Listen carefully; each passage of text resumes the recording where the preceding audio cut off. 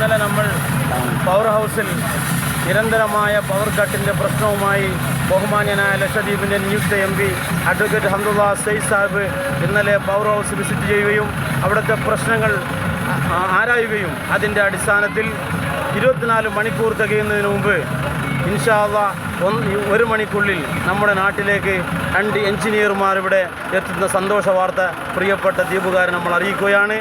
ഇതാണ് ചിലർ വരുമ്പോൾ ചിലർ ചരിത്രങ്ങൾ വഴിമാറുമെന്നുള്ളതിൻ്റെ യാഥാർത്ഥ്യങ്ങളാണ്. ഈ കരങ്ങളിൽ ലക്ഷദ്വീപ് ഭദ്രമാണ്, അതിൽ യാതൊരു സംശയവും വേണ്ട.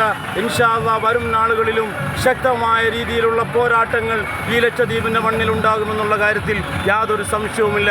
വികസന നായകന് ഒരുപാട് അഭിനന്ദനങ്ങൾ അർപ്പിക്കുകയാണ്. ഇന്ത്യൻ നാഷണൽ കോൺഗ്രസ് എന്ന ഈ മഹത്തായ പ്രസ്ഥാനം ഈ ലക്ഷദ്വീപിൻ്റെ മണ്ണിൽ നിലനിൽക്കുന്ന കാലത്തോളം ലക്ഷദ്വീപിലെ സാധാരണക്കാർക്ക് വേണ്ടി, ലക്ഷദ്വീപിലെ പാവപ്പെട്ട ജനങ്ങൾക്ക് വേണ്ടി സംസാരിക്കുവാൻ ഒരു നായകൻ നമുക്കുണ്ട്.